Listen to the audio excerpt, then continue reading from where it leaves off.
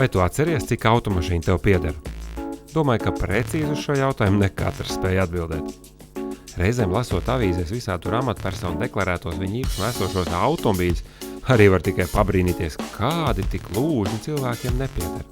Visdrīzāk, ka neviena no tām mašīnām vairs nekad arī nebrauks un ka neviens pat nezin, kur tās atrodas.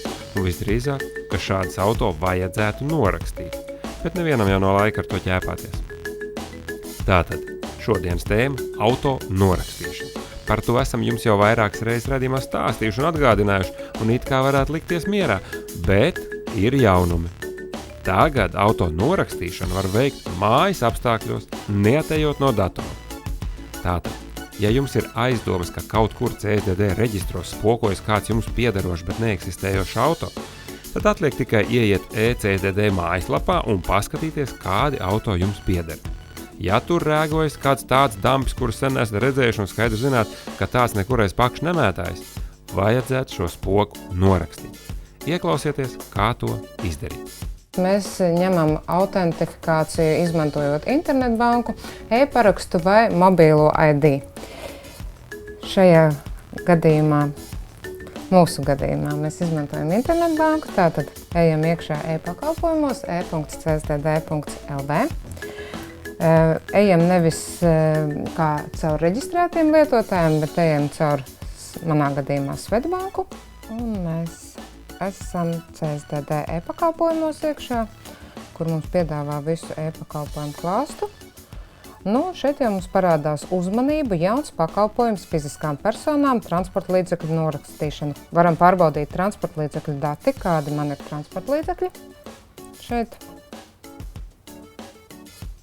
Tātad man ir 2 transporta līdzekļi, viena ir Honda un viena ir 2004. gada vieglais pasažieru ZAZ. Šo te otro transporta līdzekļi es vēlos norakstīt. Lūdzu, iegaumējiet, auto norakstīšana ir neatgriezenisks process. Kas norakstīts, to atpakaļ uz ceļa nevar atgriezt. Tāpēc labāk vakarā pie vīna glāža šīs darbības neveikt, ja nu kaut ko sajauksiet. Taču jūs varu nomierināt, ka pavisam liels nepatikšanas jūs sataisīt nevarat, jo norakstīt var tikai tādu auto, ar kuru pēdējos 2 gados nav veikts nekādas darbības CSDD reģistrā. Sadaļā transporta līdzekļu norakstīšana man jau piedāvā izvēli, ka šis transporta līdzeklis atbilst definētajiem parametriem, ka tas netiek lietots ceļu satiksmē.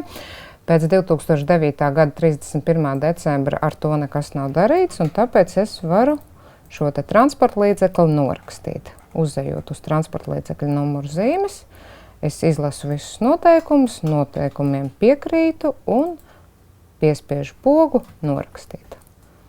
2 klikšķi un transporta līdzeklis ir norakstīts. Auto norakstīšana ir ļoti vienkārša lieta un auto saimniekam par to nekas nav jāmaksā. Nav jāmaksā arī nekādu tur nodokļu par zudību aizējošo auto. Tas varbūt dažiem liek arī atslāpt un noslinkot norakstīt mašīnu, bet labprāt aicinātu visi tomēr būt apzinīgiem un iztīrīt savu datu bāzi. Ir tak patīkamāk, ja ir kārtība, nevis nesaprotams jūg, vai ne?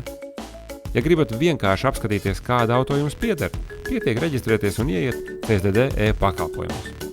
Ja gribat norakstīt auto, atcerieties, ka jums jāreģistrējas caur internetbanku, lai auto reģistrs saprot, ka tas esat jūs, nevis kāds, kuram nav atļaujas to darīt. Un vēl jāatceras, ka pagaidām to var izdarīt tikai privātpersonas, bet uzņēmumiem vēl jāpagaida.